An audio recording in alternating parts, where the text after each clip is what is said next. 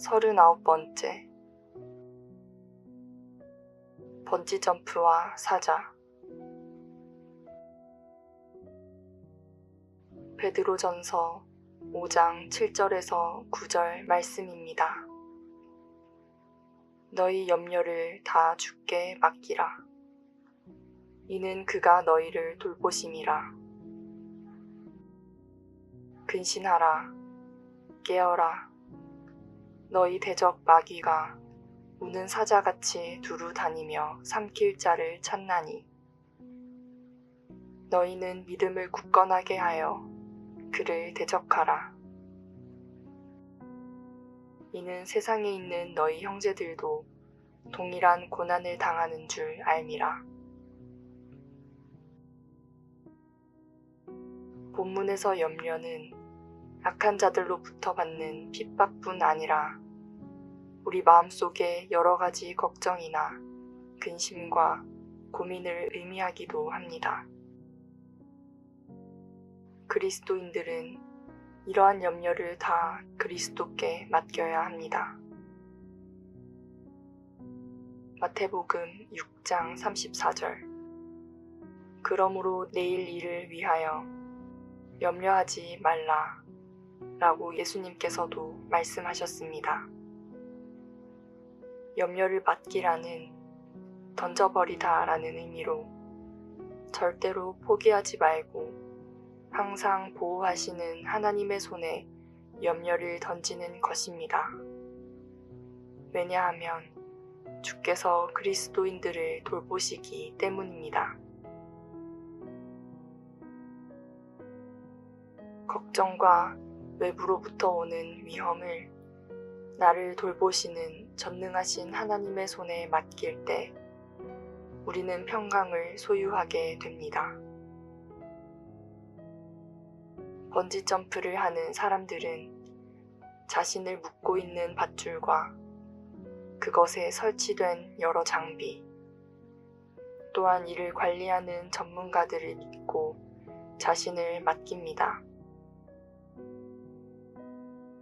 번지점프를 할 때 더욱 중요한 것은 자신을 던질 수 있는 마음입니다. 자신이 안전할 것이라는 믿음입니다. 뛰어내릴 용기를 내기 위해서는 자신의 두려움을 잠시 내려놓고 주어진 조건을 믿고 모든 것에 의지하는 그 순간이 필요합니다.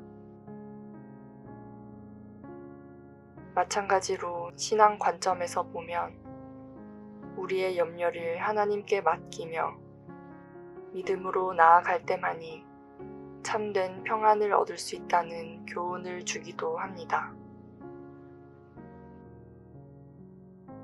우리가 사는 이 세상은 대적 마귀가 우는 사자같이 두루 다니며 삼킬 자를 찾고 있습니다. 동물의 왕 사자도 울부짖거나 소리를 내는 순간들이 있습니다. 사자는 자신의 영역을 보호하기 위해 울부짖습니다. 사자들은 사냥 중 흩어졌을 때 서로의 위치를 확인하려고 포효하거나 울부짖을 수 있습니다. 때론 사자들은 위험한 상황에서 위협적인 울음소리로 적에게 경고를 보냅니다. 이 울음소리는 크고 강력해서 적들이 함부로 다가가지 못합니다. 가끔 사자들이 배고프거나 혹은 스트레스를 느낄 때 소리를 낼 수 있습니다.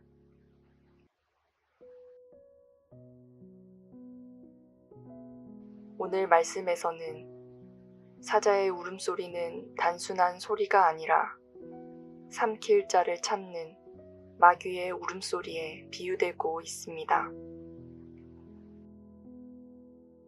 강하게 외치고 자신을 드러내는 울부짖는 사자와 같이 마귀는 자신이 삼킬 자를 찾아다니고 있습니다. 그러므로 우리는 깨어 있어야 합니다. 눈뜬 상태만 유지하는 것이 아니라 영적인 경각심을 항상 유지하고 있어야 합니다. 마태복음 26장 40절. 이에 오셔서 제자들에게 이르시되 너희가 나와 함께 1시간 동안 깨어 있을 수 없더냐. 이 구절은 예수님께서 겟세마네 동산에서 기도하시면서 제자들에게 하신 말씀입니다. 예수님은 제자들에게 기도와 근신을 당부하셨지만 제자들은 잠에 빠져 기도에 집중하지 못했습니다. 예수님은 그들에게 깨어 기도할 것을 요청하시며 그들의 연약함을 지적하셨습니다. 또한 깨어 있을 뿐 아니라 마귀를 대적해야 합니다. 마귀를 대적하기 위해서는 믿음을 반석처럼 견고하게 세워야 합니다.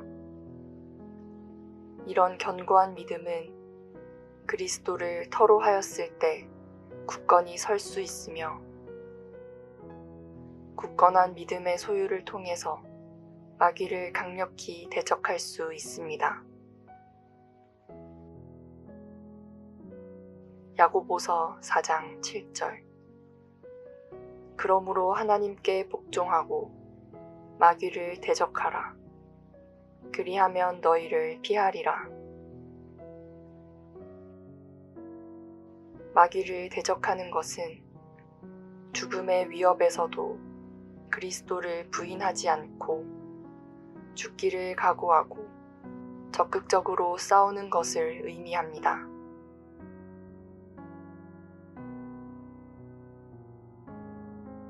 본문은 우리로 하여금 정신을 차리고 깨어있도록 긴장시켜주는 말씀입니다. 그런데 왜 하나님께서 마귀의 활동을 허용하셨는지 우리는 가끔 의문을 갖게 됩니다. 여기에 대한 대답으로 신명기 7장 22절에서 얻을 수 있습니다. 내 하나님 여호와께서 이 민족들을 내 앞에서 조금씩 쫓아내시리니 너는 그들을 급히 멸하지 말라. 들짐승이 번성하여 너를 해할까 함이니라. 이 구절은 이스라엘 백성이 약속의 땅에 들어가기 전에 하나님께서 가나안 땅에 있는 이방 민족들을 한 번에 다 쫓아내지 않으실 것임을 설명하고 있습니다.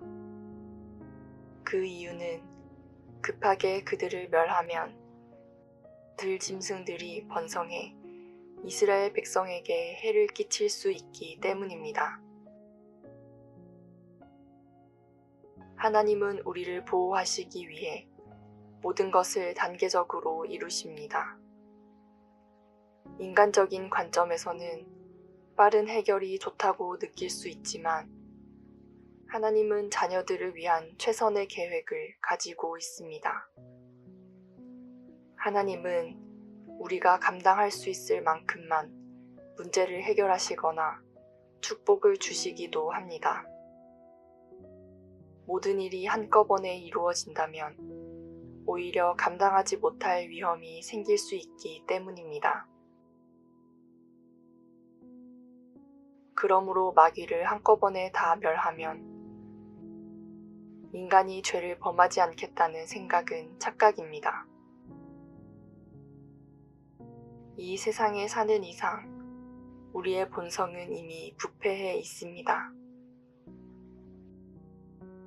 마귀의 유혹이 없어도 우리는 유혹과 시험에 넘어질 수 있습니다. 더욱이 이 세상은 우리가 누워 잠을 자서는 안 되는 곳입니다. 깨어 있어야 하는 곳입니다.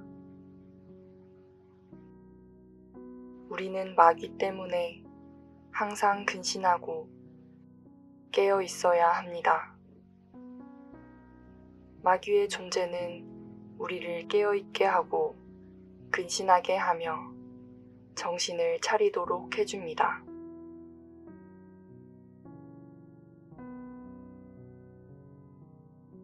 이런 악한 세상에서 하나님이 우리를 깨어 있도록 만드는 방법 중에 하나가 우는 사자와 같이 우리를 삼키려고 덤비는 마귀의 존재를 두신 것입니다. 그래서 자려 하고 기도하기 싫어하고 성경 읽기 싫어하는 우리의 부패한 본성에 나를 맡겨서는 안 됩니다. 우는 사자같이 두루 찾아다닌다는 말 속에서 우리는 놀라운 사실을 발견할 수 있습니다. 마귀는 쉬지 않습니다. 배고픈 사자는 먹을 때까지 먹이를 찾아다닙니다. 적을 앞에 놓고 기도와 말씀 읽는 것을 쉬면 적에게 당할 수밖에 없습니다. 마귀는 활동적이며 정열적입니다. 그리고 어디에나 존재합니다. 하나님처럼 무소부재하신 존재는 못 되지만 그 활동이 기민하고 빨라서 마치 하나님으로 착각하게 만듭니다. 마태복음 4장 1절.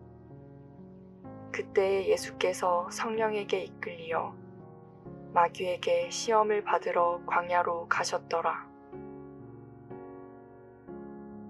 예수님께서 성령에 의해 광야로 이끌려 가시고 거기서 마귀에게 시험을 받으신 사건을 다루고 있습니다. 예수님은 마귀의 시험을 받으셨지만 그 시험을 통해 하나님의 뜻을 온전히 이루기 위한 준비가 되셨습니다.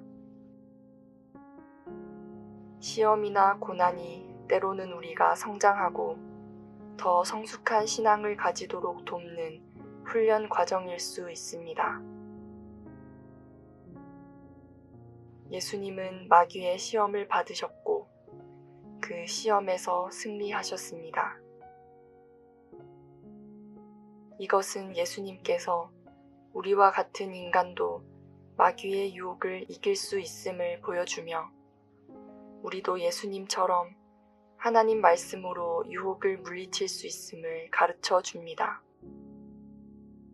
그리스도인들은 이 세상에서 계속 고난을 당하지만 여기서 염려나 낙심하지 않고 목적을 향하여 나아가야 합니다.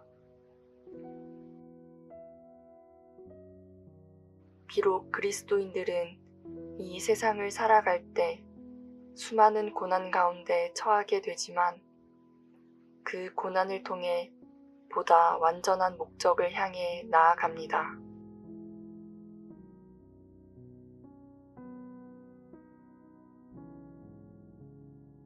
말씀을 맺겠습니다. 마귀는 우는 사자와 같이 우리를 삼키려고 찾아다니고 있습니다. 우리는 번지 점프를 하는 심정으로 모든 것을 주님께 맡기고 나를 주님께 던져버릴 때 염려가 아니라 평안과 희열을 맛볼 수 있습니다. 말씀과 함께 새로운 하루의 활력을 맞이하시길 바랍니다.